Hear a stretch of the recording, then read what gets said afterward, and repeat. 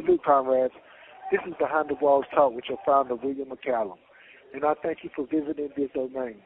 I'm here to give you an insight into the minds and hearts of those incarcerated that have been deemed voiceless. Well, this is where their voice and stories will be told for those of you who are concerned with human beings that are in prison for the mistakes they have made and for some of the injustices that were committed against them. Resolutions for reform is the goal and objective looking to be attained. Now step into our world. This is Behind the Walls Talk with your host, William McCallum. And I have a special guest with me today, a good brother, been down for a long time. So without further ado, I'd like to ask you, my brother, where are you from and what's your name? I'm from Brooklyn, New York. My name is Egbert Francis. I'm 55 years old now, and I've been incarcerated for 33 years. What were you charged with? How much time did they give you? They gave me. I was charged with 2 counts of first-degree murder, and they gave me 2 consecutive life sentences.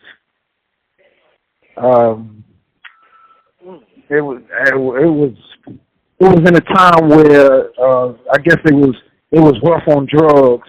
So every time somebody got hurt or murder case, they made it seem like it was a drug case, drugs gone bad or something like that. But and what was your experience like? What was those feelings that went through your mind? You know, whenever they gave you 2 life sentences. Woo! Man, listen, I never in my life felt a experience like that. It was like a shock. It was like an out-of-body experience. I couldn't believe it. I was like, 2 life sentences? I was like, how the heck am I going to do 2 life sentences? I was like, how much is that? And he was like, that part. 20 years and 20 years. Yeah, I was like, man, But as time went on, I realized you just can't give up. No matter what, you just can't give up. That's right. Yeah. That's right. Never give up, my brother. You always got to continue to fight for freedom, man. You know, I feel like it's unjust to give anybody a life sentence, period. You know, so that's cruel and unusual punishment in itself, man. It doesn't take that long for somebody to realize a mistake that they have made in their life. I don't care if it's 1, 2, or 3 people that was killed. You know what I'm saying? Yeah. You know, I just don't feel like it don't take that long for somebody to realize a mistake that has been made, especially with the way the system is today, because they don't have no true rehabilitational programs. You know what I'm saying? To do personal evaluations to see where an individual has any type of rehabilitation along their journey in their sins. You know. This call is from a North Carolina correctional facility. So everything you do, you have to do for yourself to rehabilitate yourself, because they don't have anything that's going to help you. So if you want to change, that has to come from within first. And as the time went on, I realized, Go ahead. I didn't hear what you said. Now, I was saying that you've been incarcerated for 33 years, so I was wondering, like, what have you been doing? You know what I'm saying? What was your time like? Well, this call is from a North Carolina correctional facility. I try to educate myself. I got me an associate's in computer information system. I was in a couple of classes short from my degree, because you know once they realized that you had a life sentence, they cut off all college programs. You know, you had to go to the to Hornet in order to finish the Shaw program. And if you had a life sentence, they would not accept you. It was like they was basically saying it's a waste of time educating you. You ain't gonna never go home. Never knowing the second chance that they might, never knowing how they might get their case overturned, get their time sentence cut, get some relief from their sentence, or anything. They don't know what's going to happen with an individual in his sentence, but you don't want to give an individual an opportunity to get these classes up under their belt not knowing what their future may still look like. You know what I'm saying? Yeah. Yeah, I don't get true. that.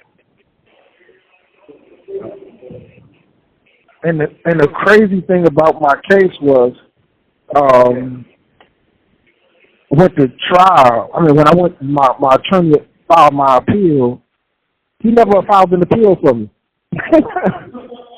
He never filed an appeal? So I've been here for 33 years, and I never had an appeal on my conviction. Oh, man. Yeah. Yeah. You supposed really? They supposed to file an automatic appeal. Yeah, but he didn't, and we're trying to get I've been trying to get North Carolina to acknowledge the fact that I was denied an appeal on my conviction, and they acting like it was all right. Yeah, because that's wrong right there in itself. You know, that's very unjust because at the same time, it's like they just sentenced you, locked you up, and threw away the key. You know what I'm saying? No, that ain't how that's supposed to go. Yep. You're supposed to have equal opportunity at your freedom. You're supposed to have equal opportunity to appeal the decision that was made against you. Yep. But it's been 33 years, and I'm still fighting, still trying to get help, still trying to reach out to people and see if I can get some type of assistance and to get them to realize that error that was made in my trial, on my appeal. And, you know, a lawyer told me one time, he said, you got a murder charge. He said, usually nobody don't want to help you because nobody wants to see you out. He said, I'm just trying to be honest with you. And it was the cold truth, but, it was hard, but he said it's the truth. He said, nobody wants to see you out. Well, this is behind the walls talking. We want to see you out. That's why we're here today, to make sure that your voice is being heard, make sure that your story is being told, and to make sure that these facts are presented as they should be. I definitely appreciate that because you don't have any that many brothers doing what you're doing as far as reaching out, trying to assist brothers to get out of situations like this, or just to get some justice. You know, that's all we're trying to do, is just get justice. You know, treat me fairly, treat me like you treat anybody else. You know. That's right. We're going to show. So it's a blessing that you have. Human beings despite our Western states. Yes, it is. Wow. It's a blessing that you got an opportunity to do this. You know, and I wish you and your wife the best of everything that y'all do, because this is definitely a blessing for us.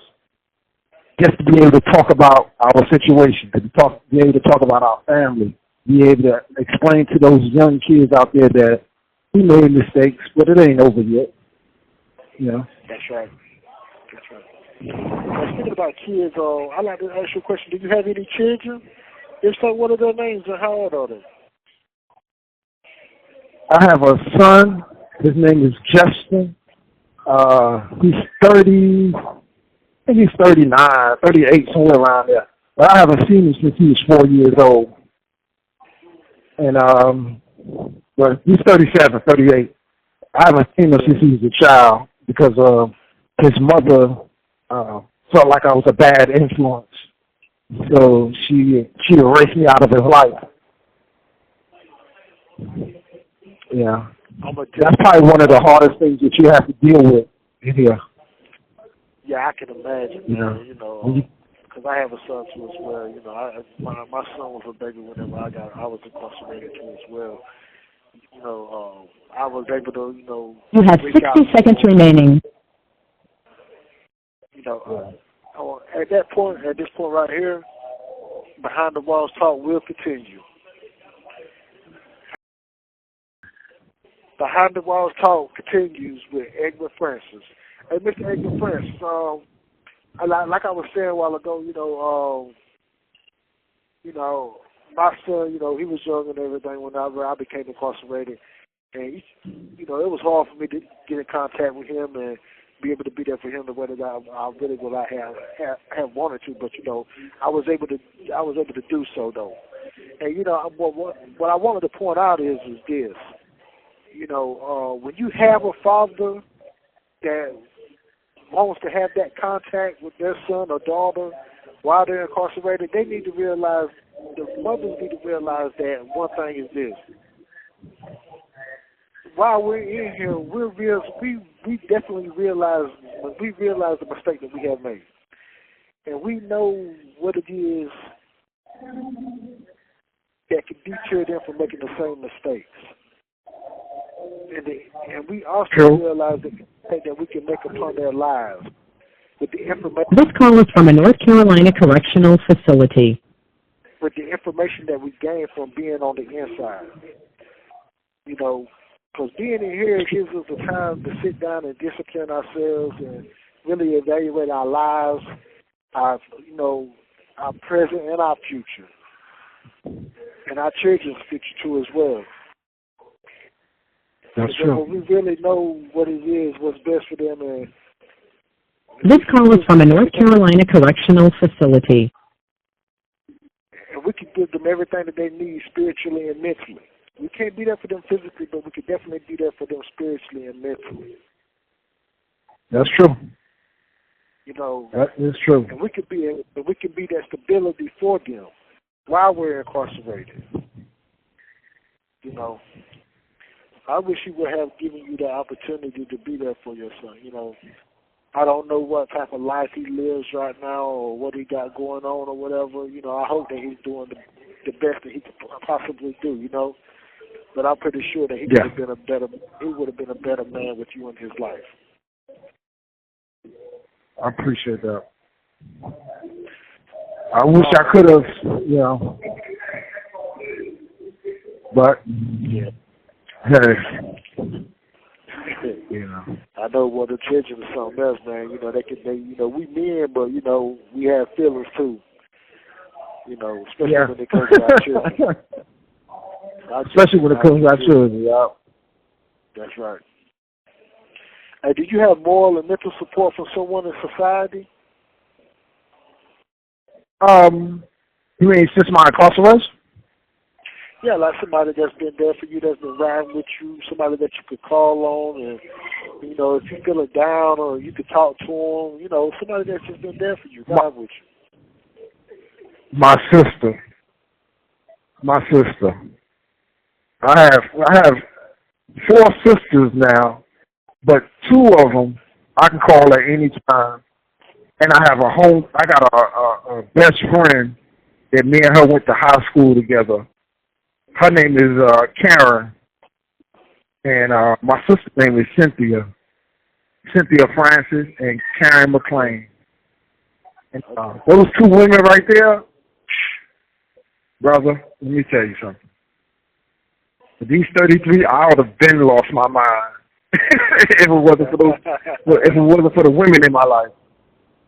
If it wasn't for the women in my life, I would have been lost my mind, because they always give a brother some type of encouragement, and they always make a brother feel like, yo, you can make it, you can do it. Just don't give up. That's right. Just don't give up. Just keep fighting to the end. And through my whole entire 33 years of incarceration, everything that I did, I always thought about them. How would they look at it? How would they think about it? Would they be ashamed of me if I did something real crazy, or Yeah. But and that just those what you took them. You know what I'm saying? Yeah. They have. Yeah. And even I had some reaching out to organizations trying to, here in North Carolina, trying to see if they can assist in the process, the appeals process, because everybody, you know what? Everybody that I told that I haven't not received an appeal on my conviction, they don't believe me. They don't believe me. because they believe that that is something like an anomaly. Like, that is unheard of. They don't do stuff like that in North Carolina. Yes, they do. You know, just look up my case. Yeah. All they have to do is look up my case, and they'll see that it was done. Yeah, because the only thing I do is pull your name up from everything. That's it. There's been an appeal done. Yeah. Yep. All they have to do is pull it up, and they'll see. And the crazy part about it is when you went to the evidentiary hearing, he even said he didn't do it. But maybe, I don't know, maybe because I don't know, the judge, maybe the judge didn't like me or the DA didn't like, I don't understand, but I know they ain't give me no type of help or no type of assistance or anything. They just looked at me like I was crazy.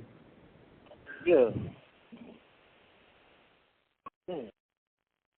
Yeah. You know, in a lot of cases, the evidentiary hearing, you know, they really don't even really allow, you know, we supposed to be present at an evidentiary hearing. And we supposed to... Yeah, I was there. Oh, you was there at your evidentiary hearing? Yeah, I was there. I was sitting right there with the lawyer. Okay. Yeah. Okay. And, you know, a lot of guys across the state, you know, they don't even be present at their evidentiary hearing. Yeah, it's like they just throw your rights out the window. It's like, if you don't know your constitutional rights, we're not going to tell you your constitutional rights. If you're not going to fight for yourself, you're not going to fight for yourself. This call is from a North Carolina correctional facility. You know, so. That's right. But like I said, I appreciate. Okay, guys. You said you appreciate? Oh, yeah, I was trying to tell you, I appreciate, you know, what you're doing. Thank you, sir. Hey, what's your story on how you grew up as a youth? The experiences you've had, the trauma. This call is from a North Carolina correctional facility. The trauma. How I grew up? Yeah, just how was it? I didn't a little slow. I ain't gonna say that lie. I was a little slow. I wanted the car. I wanted the house. I wanted the money. I wanted the women. I wanted the, you know, I wanted the respect of the streets, you know. But I didn't want to have to work for it. That was my problem, you know. I didn't want to have to work for these things. I want these things. That's a lot of youth problem. Yeah. Yeah.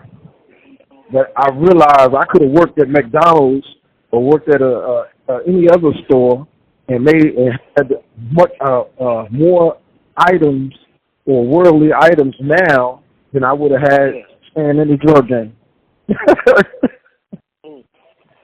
Okay. So with you knowing how you grew up and everything, what is it that you can say to the youth out there that have the same mind frame that you had when you was growing up? What can you say to them now? It's just an illusion. The fancy cars and the house and the women, it's just an illusion, you know. Work hard, stay in school, get an education. There's nothing wrong with an education. There's nothing wrong with trying to go to work every day. And, you know, sometimes they try to make it seem like you're weak because you work every day. That ain't no weak person. Oh, that's a strong person because it takes a strong man and a strong woman to get up every day, every morning, and go to a job that half of them don't even like, but just to provide for their family. That's a strong. That's the person I would have loved to be. You know. Yeah. Where children could have sat there and said, "Yeah, you know, I always have a memory of my son when he was small, and I went to pick him up from school, and the teacher asked my son, she said, Justin, who is that? And he said, that's my daddy. That was the last experience I ever had with my son. Yeah. You've been holding on to that experience now. Yeah. Yeah. I would just tell the young kids, just It's just an illusion. Don't be tricked and fooled by the fancy cars and the diamond rings and the houses and things of that. But you got to always look over your shoulder. And then sooner or later, somebody's going to get upset that you have more than what they got, and they're going to take you down. So it's not worth it.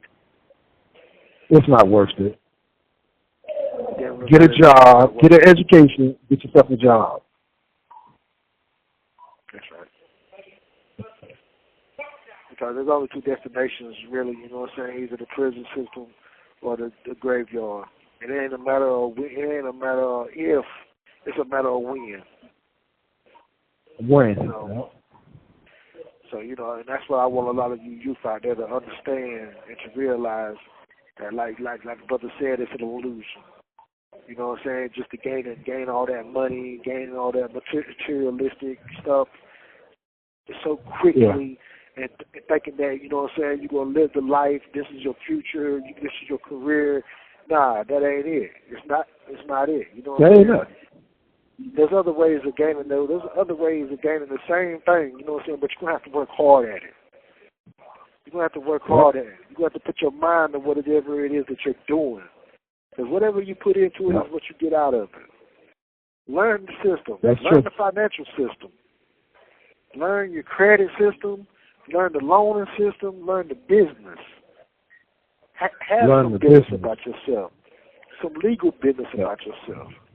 Because you can gain those same items, but you don't have to sell no drugs to get that. You know, you ain't got to commit no crimes to gain those materialistic items that you're looking for in life. To go traveling overseas and going, you know what I'm saying? You ain't got to do all that. Yeah. And they can't take it when you earn it. Nah, they're definitely right. They can't take it from you. You know what I'm saying? Not unless you don't pay your taxes. Yeah, that's it.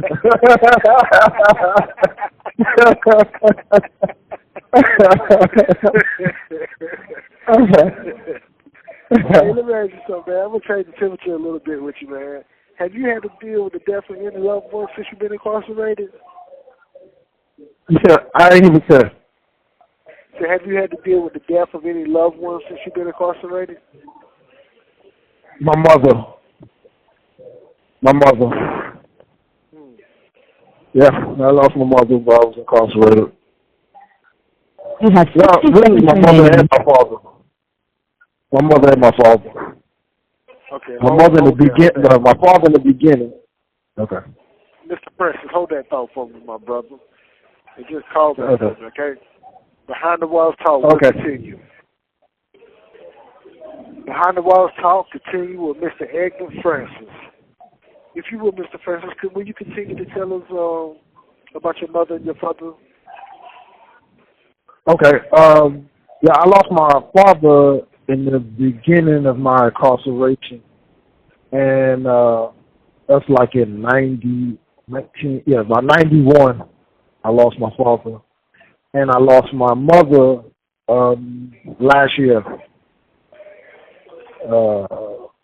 My father, he was a big inspiration in my life. I mean, I've seen him struggle, and I think that's what made me, you know, because he always had a job.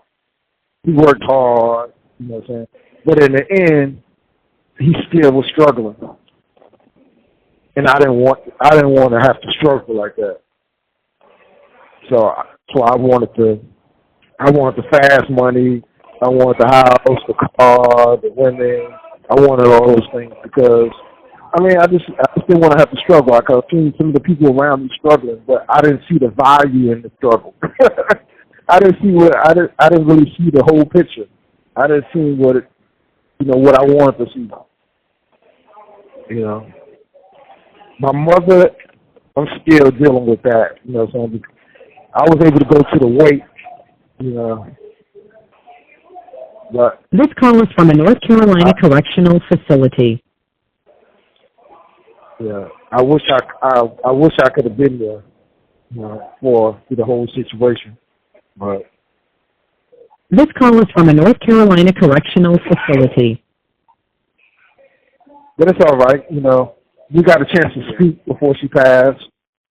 Yeah.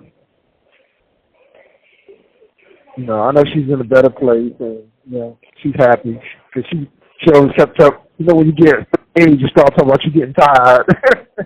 She kept talking about I'm getting tired. I'm thinking. So she was 80. She's 85.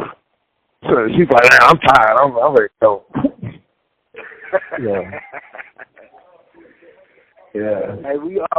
Hey, Mr. Egbert Francis, will you tell the listeners of Behind the Walls Talk what it means for you to have a second chance in society, for you to be able to go back out there and, have that opportunity to be free once again? What would that mean to you? Woo. Woo. I think about that every single day, every single night. What would I do? Because see, I would have to get out and start running as soon as I hit the street.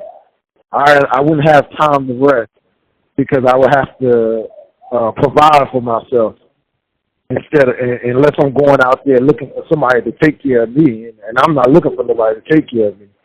I'm too old for somebody to take care of me, so I would have to get out there running, trying to get myself in a position where I can be comfortable. It would mean the world. It would mean the world just to be able to walk up to my son and tell him how much I miss him. That would mean the world to me. It would mean the world to me just to be able to look my sister in the face and hug her and my nephews and nieces, just sit around and laugh with them, It would mean the world to me just cook out on the yard, cook a steak and some potatoes or, some shrimps and just sit back and relax. And just watch the kids run around. That means the world to me. That's right. Now let me ask you something, Mr. Egbert Francis. If your son happens to listen to this podcast, listen to Behind the Walls Talk, what is it that you would like for him to hear you say?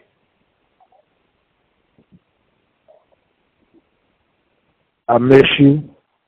I love you. I have never forgotten you. I think about you every day. I apologize for not being there because I'm your father. I had a responsibility that I shirked, and I wish that I never gave up my responsibility of being your father, or being your protector, or being your guide. So you had to go through life without a proper guide, and every day I think about that, and I wish, and I can only hope that you forgive me for it. That's what's up, man. That's what I'll tell him. I salute you, my brother. You spoke like a true father, man. Yeah. Hey, man, this has been a wonderful interview, man, and I thank you for giving me this opportunity. To have you on this podcast. Is there any last words you would like to share with the listeners of Behind the Walls Talk? Never give up, never give in, and always fight to the end. That's what's up right there, man. You never give up, man. Fight to the end, man. Fight to the end. Never give in. That's right, man. I love those words right there, man. And you keep your head up, my brother, man. Like I say, I appreciate you, man. I appreciate this opportunity that you have given us, me and my wife. We enjoyed you. We love you, man. We're going to fight for you. We're going to support you. And all you listeners out there Behind the Walls Talk, this brother here, man, look at his case. The brother said he never got an appeal. He needs his just due. So make sure you look at this brother's case. And look at this brother, support this brother, contact this brother, and let's help this brother. Because this brother here needs to be out in society with his family. He needs to be out there in society so he can do everything that he would love to do once he get out. And I appreciate you again, my brother. I appreciate you. You and your wife. Thank you. With that said, peace. from Behind the Walls Talk. Peace, bro.